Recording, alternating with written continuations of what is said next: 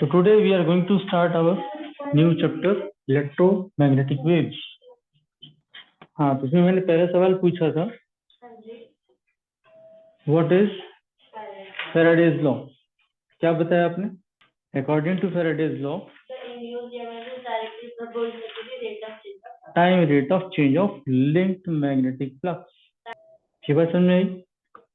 तो अब सोचने की बात यह है कि अगर किसी भी लूप के साथ जो मैग्नेटिक फील्ड लिंक्ड है, ठीक है, उसमें अगर कुछ वेरिएशन होता है तो उस लूप के अंदर ईएमएफ इंड्यूस होता है। ठीक है, ये लेंस लॉ से भी हमने देखा, फैराडेज लॉ से भी देखा, एक्सपेरिमेंटेशन से भी देखा, ये चीज कंफर्म है हमारे पास। तो क्या इसका रिवर्स भी होता है? क्या इसका रिवर्स भी होता है? ठीक है, अगर हम इलेक्ट्रिक फील्ड को चेंज करेंगे, अगर हम इलेक्ट्रिक फील्ड को चेंज करेंगे तो क्या हमें मैग्नेटिक फील्ड भी मिलेगा? अभी हम यहाँ पे क्या देख रहे हैं, फैराडेज लॉ या लेंस लॉ के अंदर कि मैग्नेटिक फील्ड को चेंज कर रहे हैं तो हमें इलेक्ट्रिक फील्ड मिल रहा है। तो क्या ऐसा भी संभव है कि इलेक्ट्रिक फील्ड को अगर हम चेंज करें तो हमें मैग्नेटिक फील्ड मिल जाए? ठीक है, रिवर्स हो रहा है ना। अगर ए से बी में कन्वर्शन हो रहा है तो बी से ए में भी होना चाहिए। नेचर में रिवर्सिबिलिटी तो यही कहती है। तो ऐसा पहली बार मैक्सवेल ने सोचा इस चीज को, क्योंकि वो कुछ काम कर रहा था, उसको प्रॉब्लम आ रही थी, तो वो इसने इस प्रकार से सोचा क्या ये भी पॉसिबल है, ऐसा हो सकता है क्या? रिवर्सिबिलिटी के पॉइंट ऑफ व्यू से इस चीज को कंसीडर किया गया। और फिर एम्पियर सर्क्यूटल्स लॉ, क्या होता है एम्पियर सर्क्यूटल्स लॉ? ये भी पढ़ा हुआ है हमने।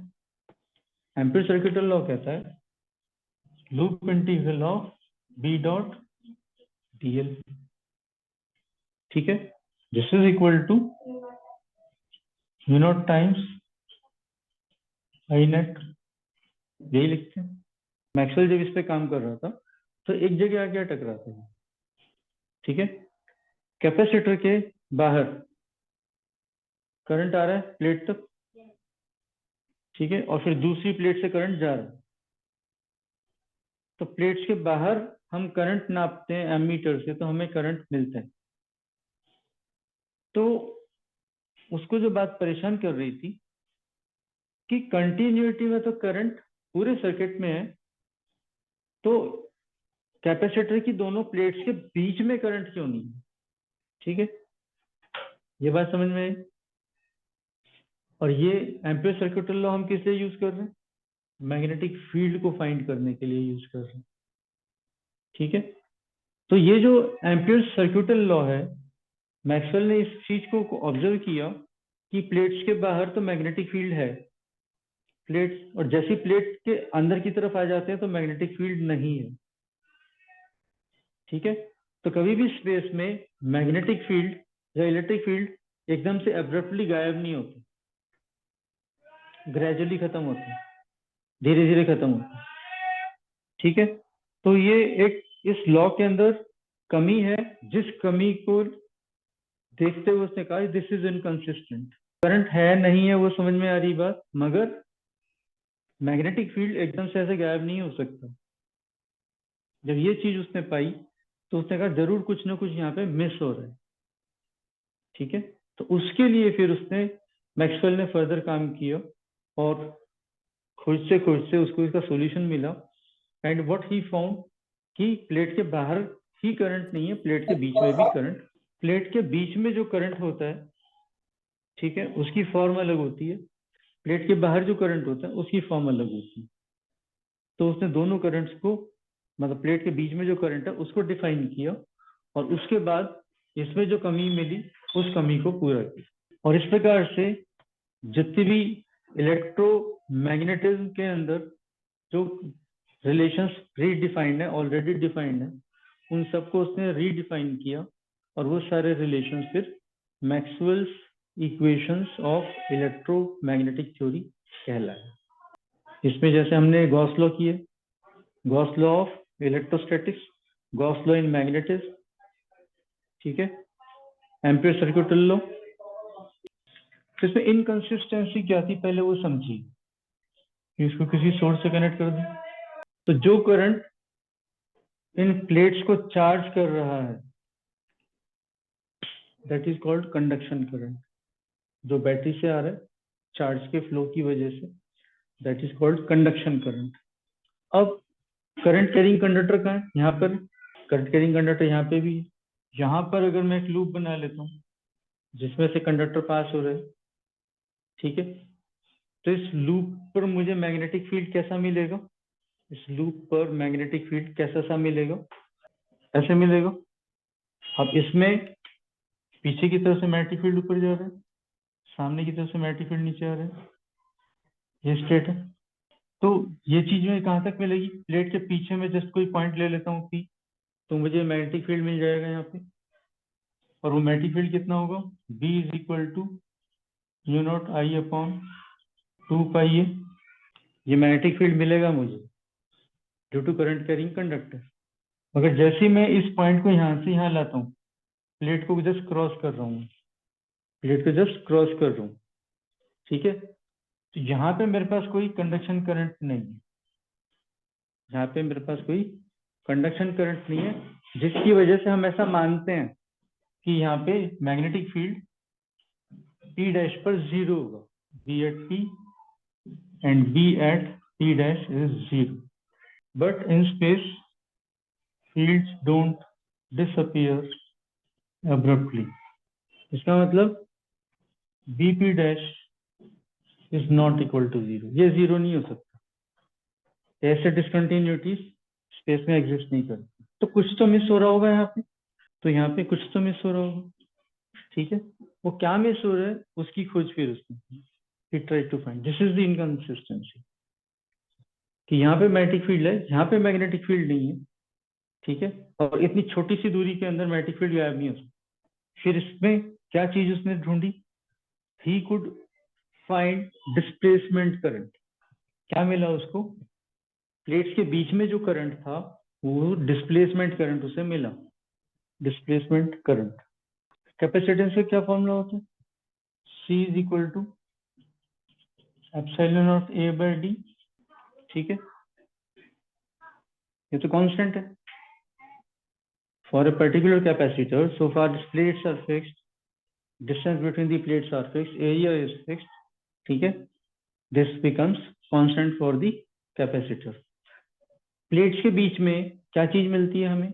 When a capacitor is being charged, what do we find between the two plates? Electric field. So we get electric field between the two plates, and this electric field E is given by sigma by epsilon naught, sigma by, to doubt a bit इसमें, what is sigma? Sigma is surface charge density. Surface charge density मतलब whatever be the charge on the plate at that moment, whatever be the charge on the plate at that moment, divided by the area of the plate.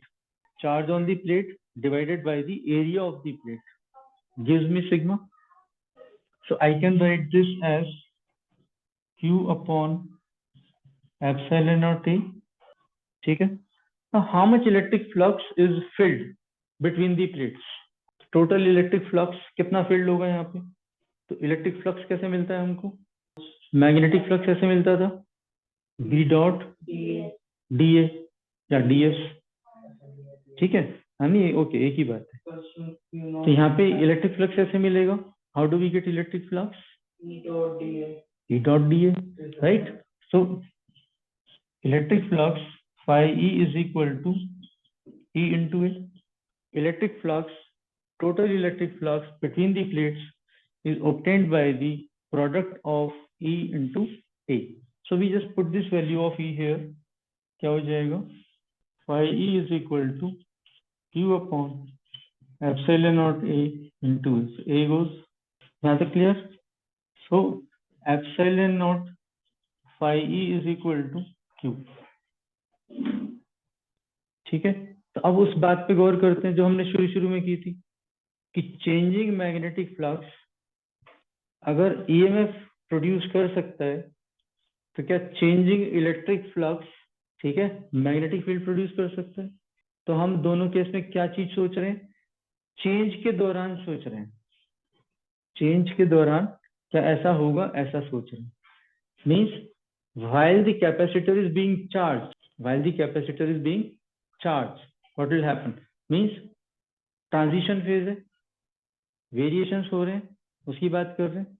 तो time rate of change of, अगर ये निकालना है तो हमें यहाँ क्या करना पड़ेगा? डिफरेंशिएट करना पड़ेगा विद रिस्पेक्ट टू टाइम, ठीक है। देयरफॉर आगे लिखिए, इसके आगे, therefore the time rate of change of quantities can be obtained by differentiating with respect to time.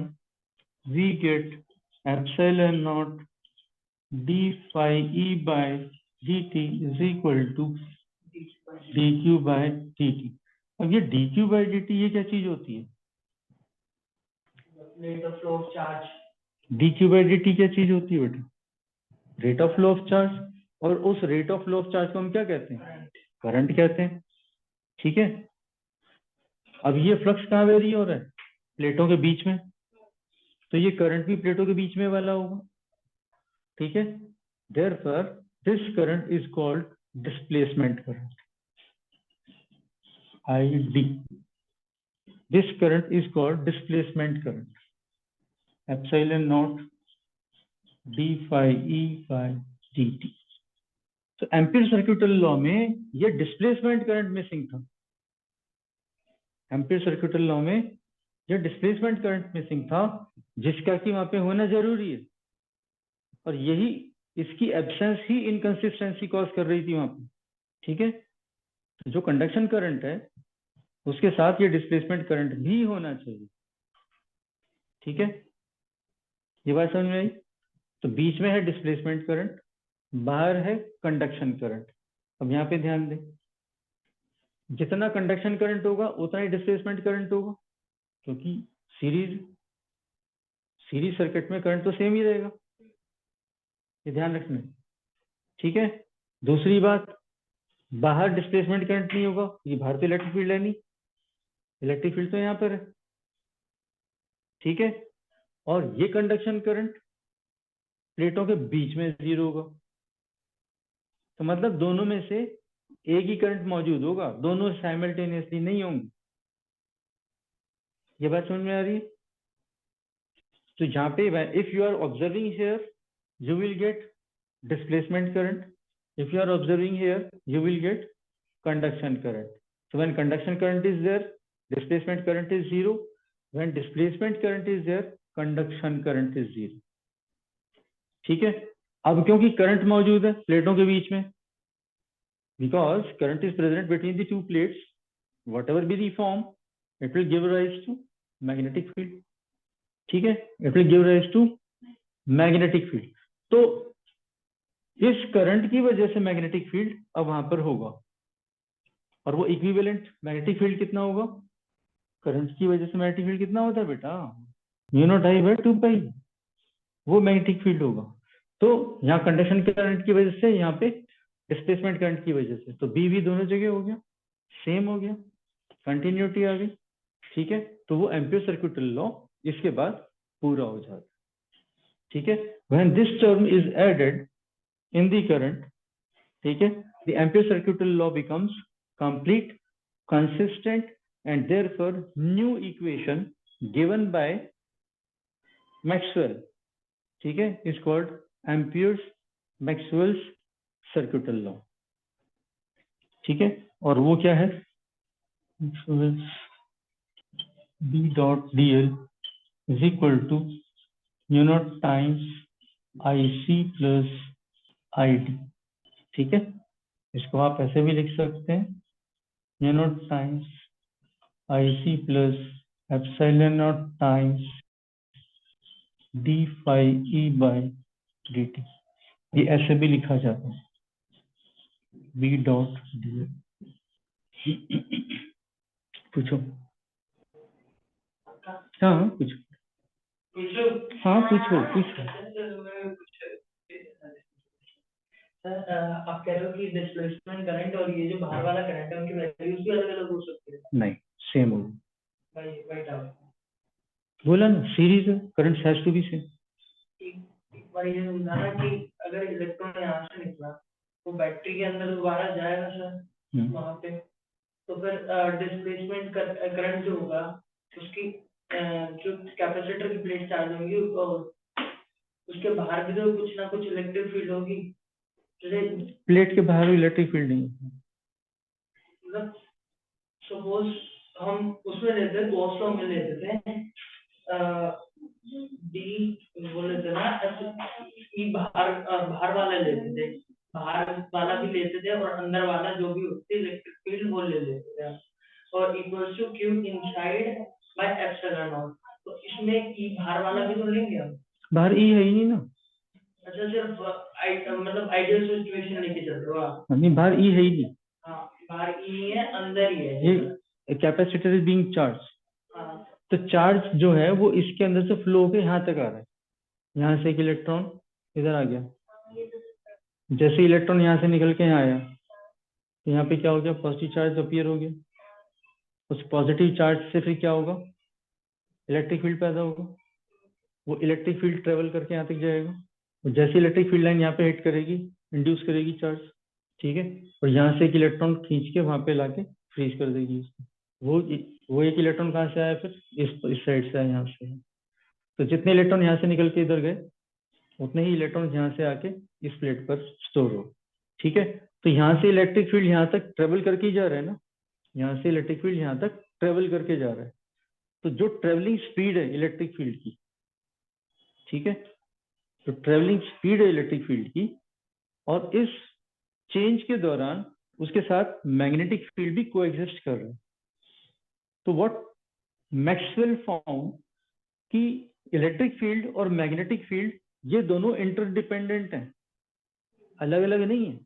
Magnetic field से इलेक्ट्रिक फील्ड पैदा हो रहा है और इलेक्ट्रिक फील्ड से मैग्नेटिक फील्ड पैदा हो रहा है, ठीक है। और ये जो चेंजेस हैं ये प्रोपेगेट हो रहे हैं स्पेस के अंदर, ठीक है। फिर उसने इनकी प्रॉपर्टीज के हिसाब से जब इसकी स्पीड निकाली कि किस स्पीड से प्रोपेगेट हो रहे हैं, तो ही फाउंड कि इनकी जो प्रोपेगेशन स्पीड है वो स्पीड ऑफ लाइट के बराबर है। ये यही तो कमाल की चीज मिली उसको।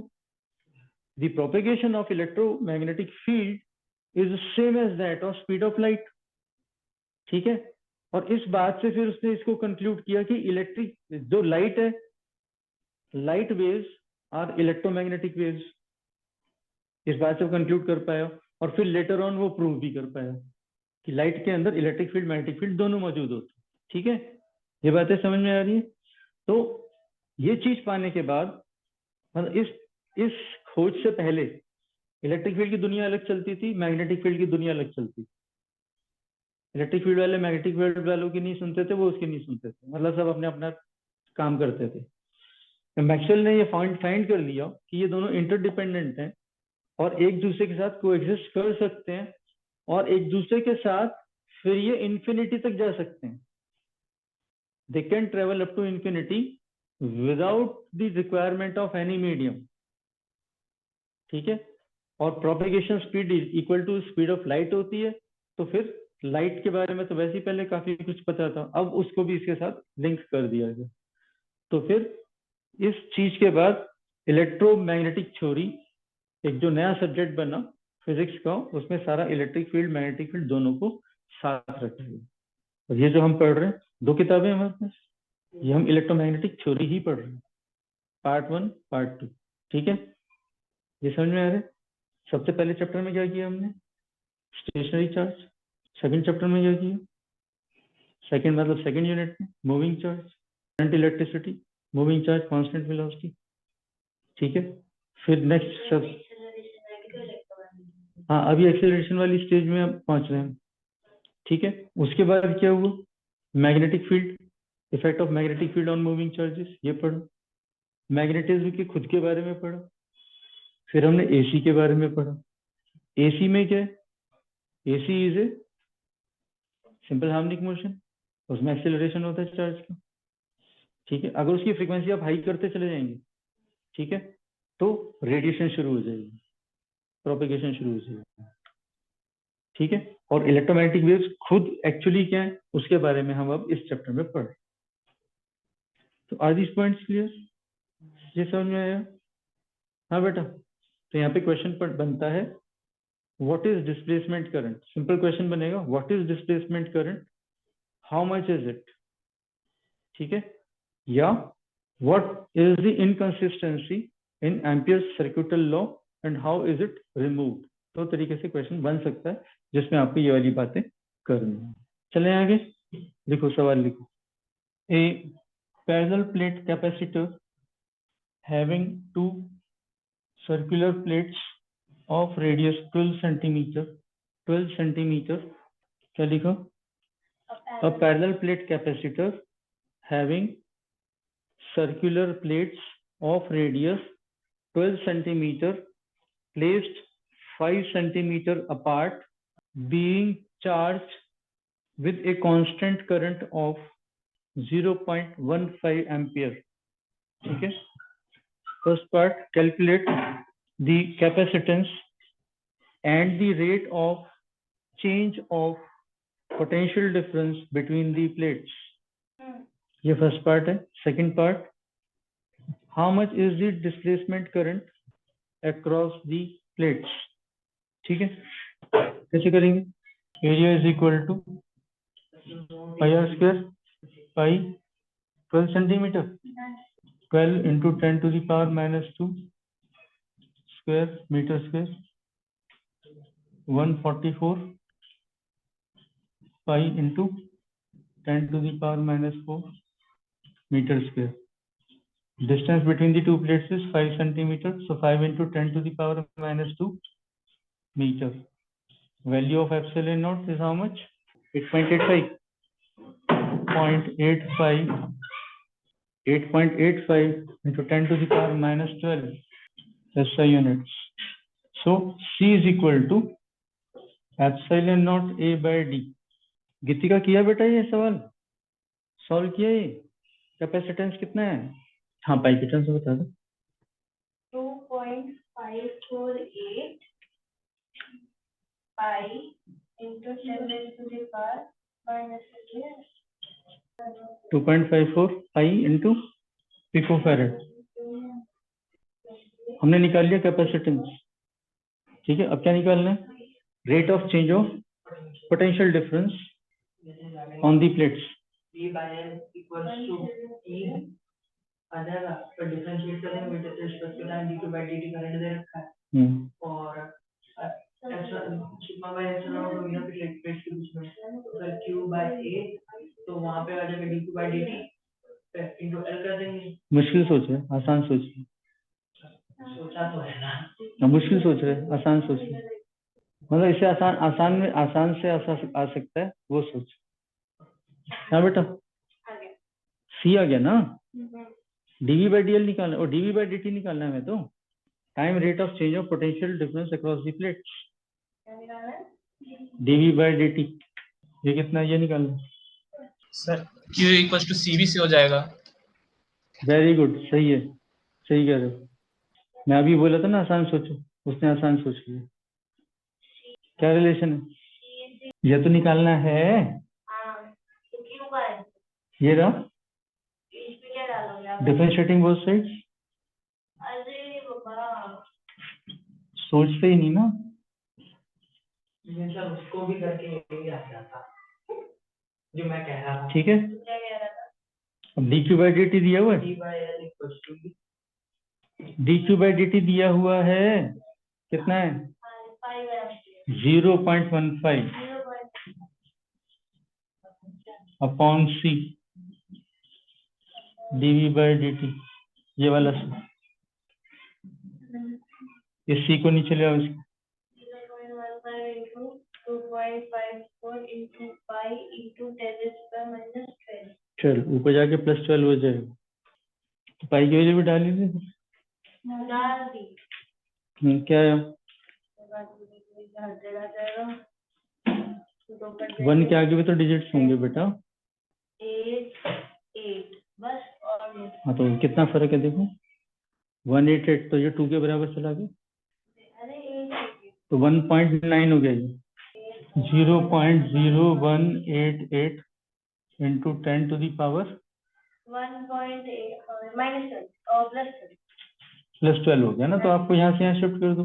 हाँ, तो ये 1.8 into 1.88 into 10 to the power 10 volt पर सेकेंड dV/dt। ठीक है, अब असली वाला पार्ट तो करो, second part. How much is the displacement current between the plates?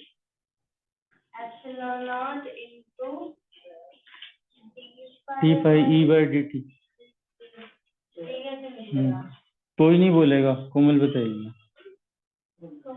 बता बेटा Komal. ID is equal to 3 number का सवाल है, 1 नंबर का तो हो गया, 2 नंबर का रह गया। सीरीज सर्किट में क्या होता है? जितना नॉर्मल कंडक्टिंग करंट होता है उतना ही डिस्प्लेसमेंट करंट। कितना सोच रहे हो फिर? तो 0.15। अच्छा, ये 2 नंबर का था। नॉलेज के नंबर है यहाँ पे, और क्या? ये थोड़ी होता है। क्या बात कर रही है? ऑब्जेक्टिव टाइप में 4 नंबर का सवाल होता है ये, और गलत कर दो तो -1। 5 नंबर का हो गया उस हिसाब से। उसमें करंट सब बिल्कुल दी होगी, नॉलेज के नंबर है, नॉलेज के।